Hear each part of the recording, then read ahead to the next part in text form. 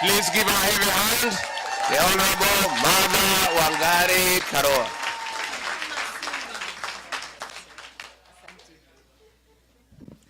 Hamjambo nyote. Tuketi tafadhali. Ndugu yangu, the second Deputy President of the Republic of Kenya, His Excellency Rigathi Gachagua, Pastor Dorcas, and all protocols that have been established before I came to the podium. Na wananchi watukufu, hamjambo tena. Ni furaha yangu kuwa nanyi siku ya leo na nimekaribishwa vizuri kama vile mlikaribisha ndugu yangu. It's a rare opportunity that the two of us are here sharing a podium. We want to thank you very much, the organizers, for inviting us to this occasion and for enabling us to engage with you. Na nitaanza na kastori kidogo. I was called to politics by times like this. During the Moi era, I had just ended my contract, my second contract as a magistrate, and I decided to go to private practice in '87. And the KANU regime was trying to encroach on the law society. As a young lawyer, together with other young lawyers, we started a movement of resisting being taken over by KANU. Ilikuwa imemeza maendeleo ya wanawake. The name had changed to KANU, maendeleo ya wanawake. Kotu had been swallowed, and Mutukufu expressed publicly that the next institution you'll be taking is the Law Society, because it was vocal. So as young lawyers, when our chairman of the day agreed to a government appointment, we felt that he was now leaning too close to the regime. I became active, organizing and leading to push back. And then I realized that you cannot practice your profession or your business in a vacuum. It is within the social, political, and economic context. And I therefore linked the environment I worked in to the politics of the day. And that's how, from activism within the law society, I went on to the wider questions of governance in the country. The rest is history. Here I am, still practicing. I'm still practicing the two professions, politics and law, and they intersect very well, because as a lawyer, you are taught to represent. As a litigation lawyer, which I was largely, you articulate the issues of your people. In politics, it's the same thing. So, I don't know, it's not 30 years, it's almost 40 years. Here I am, still at it, and instead of the Moi dark days, we've now gone 360 degrees back to where we came from, and this is not dark days. This is total eclipse. Yes. Total eclipse. I don't remember anywhere during the Moi era other than the Wagala massacre, which was over a period of time, not a single day, where 60 or more people are killed in a single day, and it goes on and it's countrywide. I've said other than the Wagala massacre, even when there was Sabasaba and such things, we never had large mass deaths that are repeated, a system that is unrepentant, almost rejoicing, and adding insult to injury. Shoot to kill. And the Mtukufu of the day echoes the words. Then when he finds the UN is complaining, is asking for accountability, he says shoot in the leg, as though you don't die when you're shot in the leg. Rex Masai was shot in the leg and he died. So many have died. A gunshot on any part of the body can actually finish you, depending on where. So asking that people be shot, unarmed people, it's a criminal offense. And this is a guy whose case at The Hague never finished because the witnesses walimalizwa. Moja kwa moja, compromised, finished, all disappeared. And some were compromised and went away. So we are saying we are living in very bad times. Moi era, we didn't have the 2010 constitution. Now we have a constitution which is so explicit and which has all but been suspended. I am happy to be talking to you because in diaspora, you actually think about Kenya. Sometimes I think that you worry more than some of the people living in the country.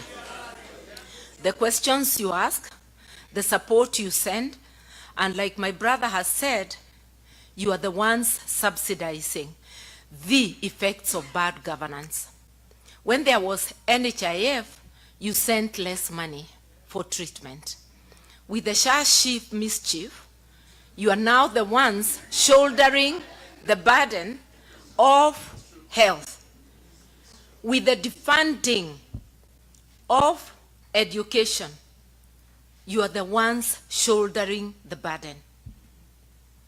With the irregular remittances of support money for the aged over 70, and with those who have not yet to be registered and are not being registered, you're the ones supporting your families.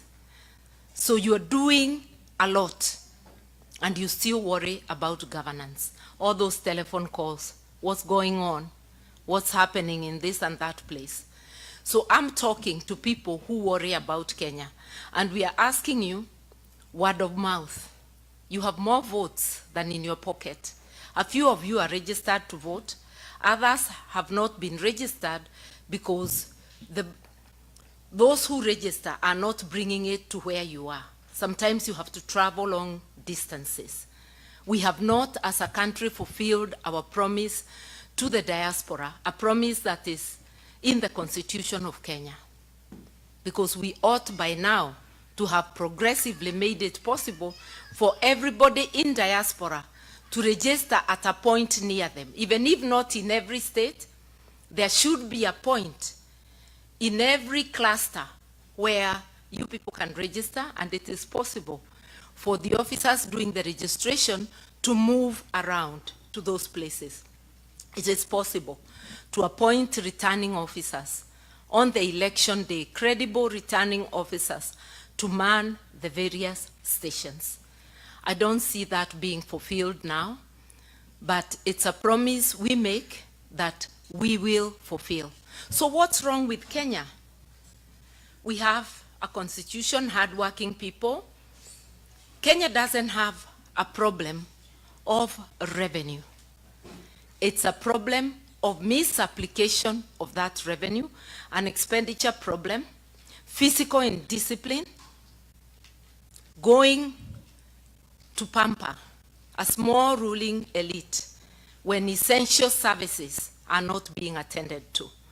We have never failed to renew motor vehicles and get the latest guzzlers for the ruling elite. We are renovating State House with more money than a brand new, better State House can be built on. We are renovating the DP's office. We are doing things that are crazy.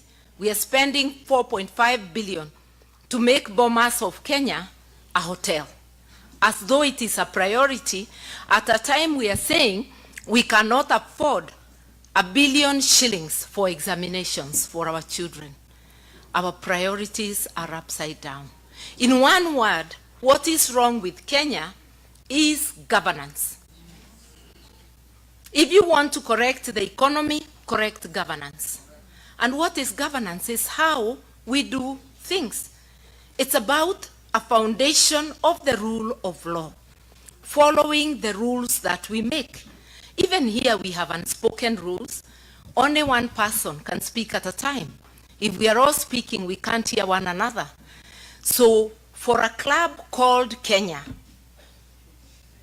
The rules that we make for governance are the laws of Kenya, beginning with the Constitution, and then the laws under it. If we follow that, imagine the Constitution has a whole chapter on how to apply finances, on how to apply the revenue collected.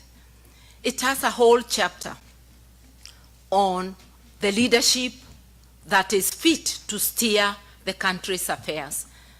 It has Article 10 that gives us the principles, the values and principles of governance: inclusivity, respect for human rights, transparency, accountability. I do not have to say all of them. Mwelekeo tumepewa, lakini masikio hatuna. Tuna macho hayaoni, masikio tunayo, lakini hasikii. We are doing the opposite. That's why it should even not be one term, maybe no term. You know? Especially with the killing going on. How much more blood do we have to shed? We must be thinking. That's why when my brother came over, we spoke and we said, this is not about us. This is about the country.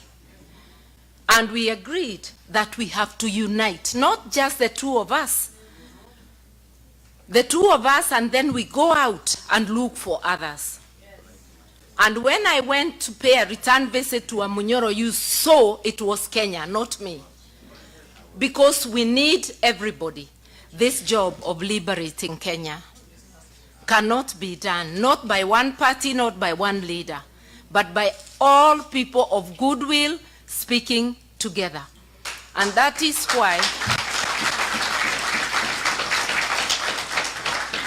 why in the People's Liberation Party, the clarion call is unite, liberate.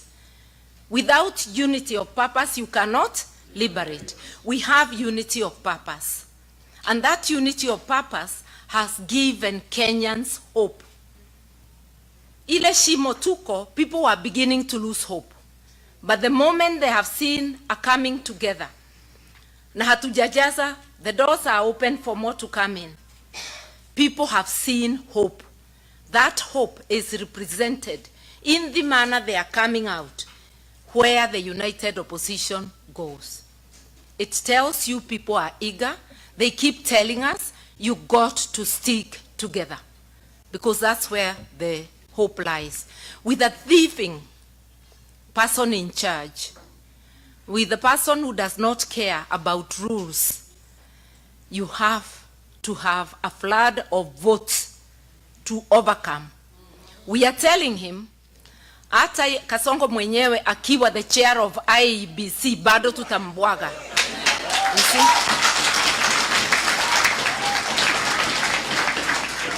Hata akiwa commission yote, bado tutamweza.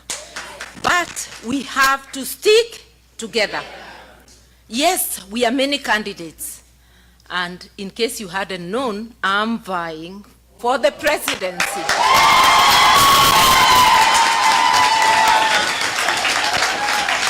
I said, I'm done with running mate business, having finished that era in 2022. But I am also ready if, in the unlikely event, another person is chosen as a candidate, I will subordinate my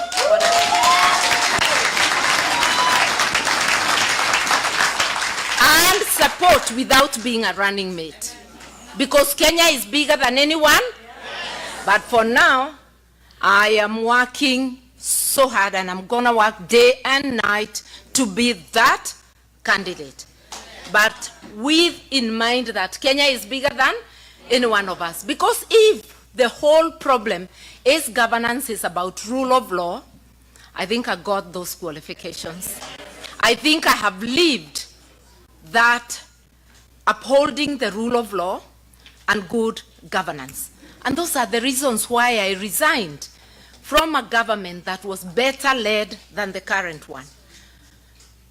From a cabinet position in the Kibaki government, leaving money power, and privilege, but going with a lighter burden on my shoulders, feeling I am not doing what I should not be doing for the people. Let us remember, we just don't want a change of name. It is not the name that is the problem. It is the way things are done. We've got to effect this change purposely. We've got to look at the menu in front and say, whom shall we send? All of us are doing a great job. My brother is doing a great job, mobilizing, waking up the people, coming up with very witty slogans. One time,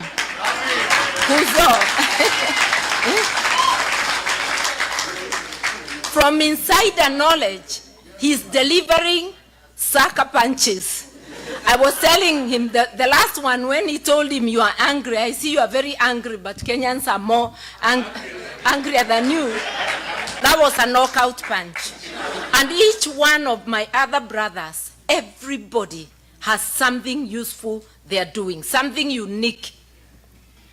But we want to look at the totality and say, whom shall we send? So each one of us will market themselves. We'll all market our parties. And when we talk of parties, let me tell you something. I talked of governance. But political parties are very important in the governance of a country because they are the network that mobilizes the people on a platform. And I'll begin by saying PLP, we are social democrats. So we are people-centered. And we believe that on a foundation of rule of law, you must look back and uplift the vulnerable. I'll not go on beyond that. I just wanted to say, political parties are so important. And I'll urge those of you here, join a party of your choice. I'll obviously tell you PLP, but while recognizing that there are many parties, join a party of your choice. Do not be a spectator. Why? A government is as good as the political party that forms it. A political party that has no governance, has no structures, a political party that adopts corruption as one of their ways, a political party that has authoritarianism will get a government just like it. I'll just tell you, UDA is a Bogodari party, and it has formed a Bogodari government. I'll give you a contra, and the same it was with KANU, by the way, and other parties which I will not mention because they were run by friends. The only party that had a semblance of good governance was Mwai Kibaki's DP. It was called by people the gentleman's party. What they meant is that it was so orderly, it didn't look like a political party. By the way, when I was rigged out of party elections in 1992, September the 12th, because I remember, I immediately moved to DP by the 2nd of October, and elections were called. And I was able to defeat the people I found in DP because everything was done above board. That was Mwai Kibaki. And that's how come he ran a good government the first term especially. Things started going south towards the end of the first term election period, 2007. And then when we got the grand coalition, or was it grand corruption government, that, you know, I'm telling you from insider, the way now Rigi can speak to you as an insider, you know, he delivers truths from knowledge. Like I remember, about a year ago, or 2 years ago, Chief Justice Emeritus Mutunga and several others made a statement when Boniface Mwangi was abducted. And from information we said there is a killer squad of assorted security agencies, and we explained. Rigiji has explained it better than us. He's even given us the figures that it has just slightly over 100 people. You know that's from insider, just like Muturi did on abductions. In fact, Muturi will be my witness in the Law Society case because they keep denying, yet he has insider information. I'm just telling you that having people who have inside knowledge is very important. I had inside knowledge of the Kibaki government, and I can tell you that it ran well until we stopped caring about the law, and that happened especially in 2000, after the coalition government came, and I lasted just for 1 year before leaving. Because it has to be, you don't want things done which later you cannot explain. You can't be part of it and then deny it. So we are having a problem. The issue is governance, and political parties do matter. Kindly, you can make that party you join a party that is well run by speaking out. You can make sure that that party has good policies by impacting on the policies. You can also support that party through donations. And when many people support, you do not have to spoil your budget. You just give the little money you could have. You forgo your coffee for a day, and you give that small donation. Help us get Kenyans to know that parties should be given, not giving out. You know, we've got to get away from that handout culture. Help us through word of mouth for people to know. And those who do not have money, you still can give. Give your time. It is money. Volunteer in cash and in kind, and through word of mouth. So I want to say that there's a lot you can do. There's a lot you're doing. We still expect so much of you. We are going to build Kenya together. And please, link political parties with governance. If we don't do that, I could list parties that are large but have bad governance, that even if they were to go in, they will go in limping. We have to be ready. What changes do we want? We have to focus on institutions. Imagine the three arms of government are the worst in terms of governance. The judiciary, even about using money in a reckless manner. If you check how they are doing their buildings and all that. If you go to the executive, worst. You go to parliament, terrible.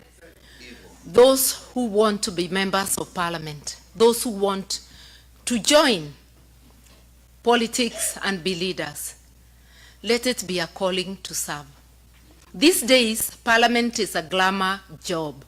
It has 6 figures, not like the 5,000 I got as salary in 1993. Together with Marupurupu ilikuwa 19,000. My politics was being supported by my legal office, by my practice. Today it's a glamour job. People are coming for the money, but abandoning the job. When they get there, they become tenderpreneurs. For parliament, they become national tenderpreneurs. Instead of going to parliament, there's no quorum on any day. They are going to check on their tenders. The MCAs are doing so at the county level. The MPs are busy nibbling at CDF, you see? And the senators are just salivating. So now, they have no money. So now they're asking for money to be able to oversight. That's why you have a salary. Even this thing of allowance, when you pay good money, you should stop allowance because it's double payment. We will have to restructure salaries. Restructure in such a way that even when a civil servant goes to a workshop, they are not paid money. You are still at work. We have monetized everything. Our God has become money. We have forgotten others. And we have this entitlement. Those who are in office think that more should come to them, even when their brothers are starving. That is not good governance. Let's think about it. You can help us. You can help us prepare for the changes, because change is coming, mind you. Change is coming. Yeah. And we must do it together. I want to leave time for questions. There are many things I could tell you, but I'll give you 5 things that we are focusing on in PLP, the 5 pillars. One of them is rule of law, because if we do not have rule of law, if we do not kill impunity by real-time enforcement, by ensuring the law applies to everyone across the board, then all that we'll be doing will go to waste. Our wish for better governance will be zero. You see, it will be useless. Number 2, it is the economy. On that foundation of the rule of law, an economy that works for everyone. Taxation should never be a punishment. It's a contribution for the services you get. And one of the principles of taxation is to tax people what they can afford. You cannot tax people until working people can no longer feed their children, can no longer take their children to school, are having their houses repossessed and their cars. That is not taxation, that's extraction. And the last time we had extractive regimes that were unapologetic was the colonial era. We do not want an extractive regime. We want taxes people can afford. Abolishing the housing levy and any other punitive tax. Without going into details, also ensuring that Article 43 on basic needs is implemented, that people have access to education, universal access to education and universal access to health in all public institutions. We can afford it, we just have to seal the leakages. If you see the money we lose every day to corruption and every year, we don't even need all of it to give those services. And also start by using the money already allocated well, because all these institutions, the schools, the hospitals, there are leakages you cannot imagine. Investing in agriculture. Why should we stay hungry and we have arable land? Support farmers, and especially those small-scale farmers. Support our SMEs, if it's jobs, because we must give the youth jobs. Our SMEs currently are listed as 7.4 million. Imagine if they were supported and they increased jobs by 2. Those would be 15 million jobs. We would have gone a long way into solving the joblessness. When you support a company, like I saw a policy which is there today, that companies who invest over 3 billion will be given a tax holiday for 20 years. How many people can a company of 3 billion employ? If you gave those holidays or consideration to SME sector only, you are most dependable. Even when they close, they will still open again. They go nowhere, and their money circulates in Kenya. A foreign company, their money goes where? I don't want to talk too much about it. I just wanted you to know the areas we are looking at and much more. May God bless you. May you support us, and may you support me to take Kenya to the next level. Asanteni.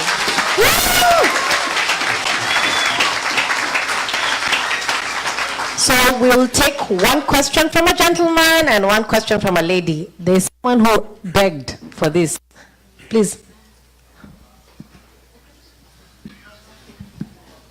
Hello. One term.